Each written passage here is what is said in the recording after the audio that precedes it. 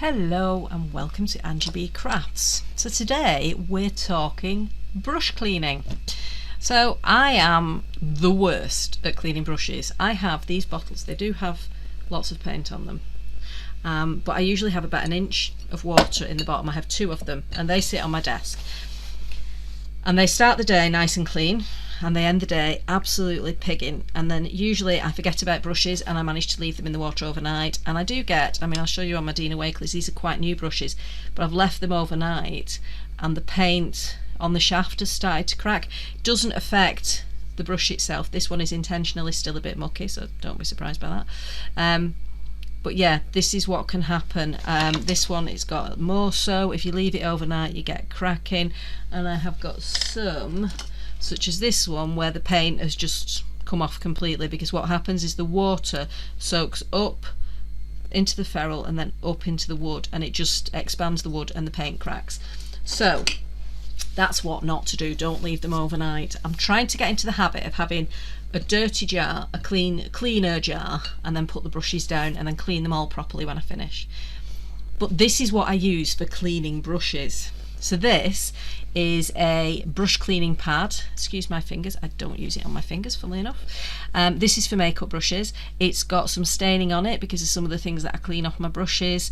I've had this one for probably about 6 or 8 months, maybe a bit longer, and it's absolutely fine. It's got a little suction pad which you can stick on the bottom of your sink, and it's got a bit of a suck on it, and then you can use either the lined section or the knobbly section. If you've got really deep cleaning, the knobbly section is just really cool. Now I did get 2 of these at the time. The other one is actually in my textured box for when I do my gel press, because these are just brilliant. So there you go. That's the pad that I use. Now I've recently, and as in recently, in the last couple of weeks, bought this. This is the Masters Brush Cleaner and Preserver.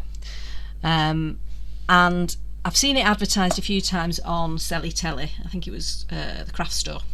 And it was Lou Withers I've seen advertising it, and I've been like, yeah, but is it really doing anything? Is it actually doing anything of use? Well, the answer is yes, it's brilliant.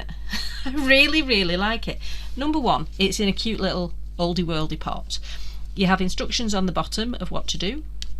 It helps if I have them the right way up, doesn't it? So first of all, you give your brush a rinse, then you put some soap on it, and then you rinse it again, and then you dry it off. Okay, so you need to lather it up. So it comes, it's a solid, kind of solidy thing. This is because it's been used, it's had water added, it gets a little bit of soapiness. It reminds me a little bit of shaving soap, you know, that you use the little badger brushes with, and men use them for facial shaving. So that's what you get. So you get your brush. Now these ones have gone through the initial rinse, but as you saw, this one's still got some muck on it. So you just literally put your brush in and get some of the soap on it. So it's still wet, it's got some of the soap on. And then what I've been doing is just using this pad. Now I am doing this at my desk, so I'm relying on my jars of water to do the actual cleaning off of the soap. But you can see the colour is coming out of the brush. You saw that there was some green, there's some there coming through at the top. You saw that there was some green left in there, and that's after I've given it a rinse just with water, which is how I used to wash my brushes. You can see I've got a lovely green colour there, and this just gives it a really good wash, which I've done in the past. I've used just hand soap for doing it, but I find this gives it a better lather, and it also gives it a deeper clean. So what you tend to find, now this is an experiment because usually I do it under running water, but I'm going to now rinse this first in one jar to get the worst of it off. So I'm just dabbing it onto the bottom of the jar, give it a wipe. Let's do a check and see how that is. Just dry it off as well because it's a little bit damp. Okay, so there's no green coming out of it at all, is there? What I like about it, if you've got these brushes, I love these brushes, this is not a criticism at all, I absolutely love them, they're my favourite brushes, but these they're quite firm, quite hard. Now they do have a nice sharp edge, which is great for doing straight lines, but they do feel quite harsh, and this just softens them a little bit. It really does. It does exactly what it says on the box, on the tin, the plastic tin, the tub. We'll go with tub. It's a brush cleaner and preserver. It actually is it's almost like giving it a little bit of conditioner. I love it. So this now is clean and bendy and friendly. Love it. I never ever worry about this. These can get as messy as they want. I'm not bothered about it. This is just to show you how good it is. This is just an ordinary 40mm paintbrush that I use for doing some of my canvases, for actually putting gesso on, or putting, like, he actually had loads of black gesso on.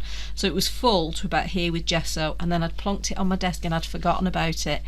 Not just for a day or a week, it was there for about 2 months, and you can see there's a very tiny little bit of black still on it. It just needs one more going in. But when I first put this on, it was rock solid. I wet it, I put it in here, and then I just left it. And I left it probably for about half an hour. Then I used the mat, broke it all down, lots and lots of little pieces came off. Then I repeated it. So this is after 2 times, and there's hardly any. I mean, it's a perfectly usable brush. There's just some tiny little bits which will come off with one more clean. I am sure of it. I mean, they're coming off just with me picking at them. So it's brilliant. I love it. It's less chemically. I have in the past used brush cleaner, bottles of brush cleaner that you use for when you're decorating, which do the job. They do clean your brushes, but they really smell. They're really chemically, and I just don't think they're good for breathing in. This has got the most beautiful, it's like a lemon balm smell. I love the smell of it. It just smells clean and lemony. So I would suggest, if you're not very good at cleaning your brushes, or even if you are but they get very messy because you're using them a lot, consider getting some of this. This came with a bar of soap, which I haven't yet used. That's how new it is. The bar of soap is designed for washing your hands. Now I did have on here, you can see I've got pink, it's actually Pretty Whipped Mousse that's dried on my hand, and I had it here. I'd used my hand as a palette, and I just put some of this on and gave it a rub, and you can see it's pretty much gone. Now usually that's a bit of a nightmare. I mean, I just did it at the desk here, gave it a rub and then wiped it off, and that's what's left. There's a tiny little bit. I've got some here that I've not applied it to, but it's good stuff. I would recommend it, and I will be continuing to use it, but not sitting at my desk. I will be using it at the sink. But yeah, I would also say get one of these. They're just brilliant for actually separating out the bristles, getting right deep inside of them, and they clean it off. So there you go. Thank you very much for watching. Bye for now.